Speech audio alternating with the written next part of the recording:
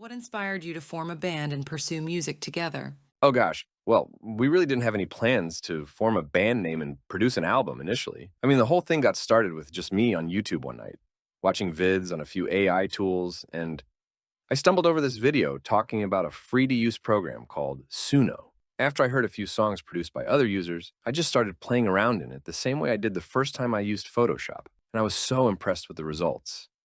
The clarity of the vocals, the instruments. And that's when I had this idea in my head. Could this produce a song that emulates the alternative rock grunge sound from the 1990s? Can you describe the style or genre of music that best represents your band's sound? Well, as I said, we were shooting for a sort of alternative rock slash grunge slash punk sound, popular in the 90s with bands like Green Day, Third Eye Blind, New Radicals. But our debut album ended up being sort of a mishmash of genres, I think. For instance, Kindred Spirits is more of a 90s punk rock, but One Step Away from a Smile sounds almost like country rock. Then, of course, there's Fleeting Elation, which was a complete departure from everything else on the album. But there's a whole story behind that song's production, so What sets your band apart from other emerging artists in the music scene? well, once we decided to publish our songs, we definitely didn't want anyone thinking we were trying to pass off our AI generated music as traditional music. So we leaned into the whole this was made with AI thing once we went live. And I think that's probably what sets us apart the most right now. You've got people out there who are interested to see what AI can do. And then you've got music lovers who just want more of whatever genre they're into. So I think there's an audience, a growing audience, for this kind of music. Now, to be fair, we still write our own songs, so we're not entirely AI generated, but you know why we chose to write our own lyrics is a whole other story. I mean, you and I are having a conversation about this, like it's the best thing since sliced bread. But I think you're going to see more of this in the next 5 to 10 years. And eventually, AI generated albums will be as commonplace as email. How do you approach the songwriting process as a collective group? Well, how we write songs is kind of all over the place.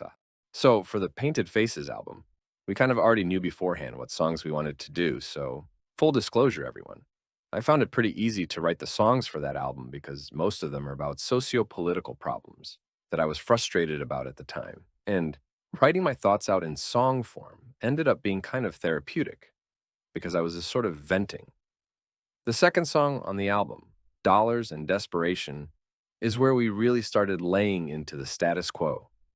That song is pretty much about wealth inequality. But we had all these topics we wanted to do: social media, military industrial complex, ineffective governments, unaffordable housing, and so on. So, I mean, for that album, it was kind of easy because the songs kind of wrote themselves. Now, that hasn't been the case with what we're working on right now, though. What are your aspirations and goals for the band in the near future, and how do you plan to achieve them? Hmm. I think our main goal right now is just to get more exposure. We'd like to get our music in more people's ears because I'm interested in our listeners' feedback. What works, what doesn't, that sort of thing. I mean, we're working hard right now promoting Painted Faces, and we're kind of kicking around the idea of maybe doing a music video for Kindred Spirits because the Painted Faces video turned out so well. But I don't know, that's just an idea right now. We're working on more songs for our second album, but that's all I can say.